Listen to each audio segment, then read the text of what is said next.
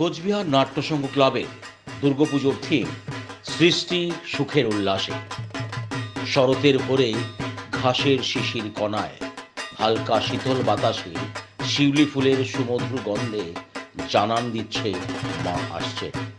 শেষ পর্যায়ের ব্যস্ততা তুঙ্গে প্রায় প্রত্যেকটি পুজো কমিটির প্যান্ডেল এবং থিম তৈরির কাজ চলছে জোর কদমে।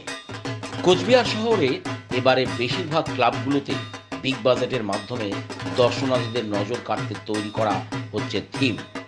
কোচবিহার নাট্যসংঘ দুর্গোৎসব কমিটি এবারে তাদের ৭৫তম দুর্গোৎসব। বরাবরই প্রত্যেক বছর তারা বিভিন্ন আঙ্গিকে সাজিয়ে তোলেন পূজা মণ্ডপ, যা দর্শনার্থীদের খুব আনন্দ দেয়।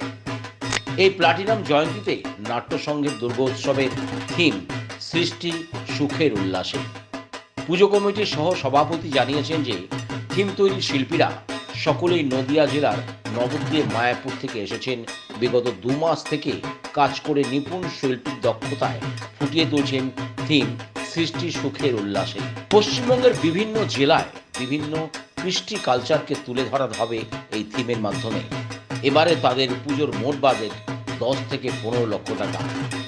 সাথে থাকছে চন্দননগরে আলোকসজ্জা এবং থিম অনুযায়ী কোচবিহারের মৃৎশিল্পীদের দ্বারা তৈরি হচ্ছে মায়ের মৃন্ময়ী মূর্তি। বাঁশ, কাঠ, মাটির কলসি, রং তুলি সহ পরিবেশ বান্ধব বিভিন্ন উপকরণের মাধ্যমে থিম তৈরি করা হচ্ছে। পুজো উদ্যোক্তারা সমস্ত কোচবিহারবাসীকে তাদের পুজো প্যান্ডেলের সাদর আমন্ত্রণ জানিয়েছে। আমাদের খাগড়াবাড়ি সর্বজনীন সারদর্শক কমিটি নাট্যসংঘ, যে নাট্যসংঘের পুজোগুলি পরিচিত, আমাদের এবারের থিম হচ্ছে সৃষ্টি সুখের উল্লাসে।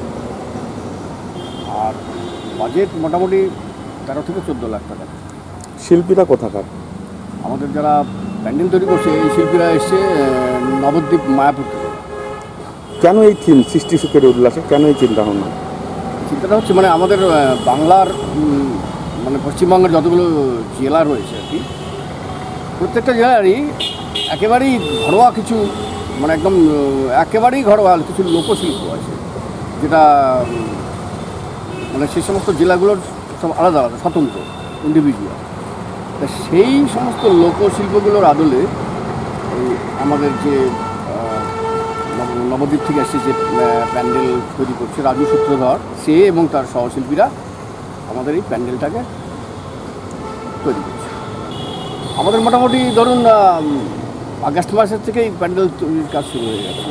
কততম এবার? এবার ৭৫তম বর্ষ। আর আলোকসজ্জায় আছে চন্দননগর থেকে আসবে শিল্পীরা। আর মৃন্ময়ী মূর্তি? আর মৃন্ময়ী মূর্তি তৈরি করছে আমাদের বাপি পাল, খাগড়াবাড়ি চৌমাথা থেকে, যে বরাবরই করে থাকে। ডিজিটাল বাংলা, আগে ভাগে সবার আগে।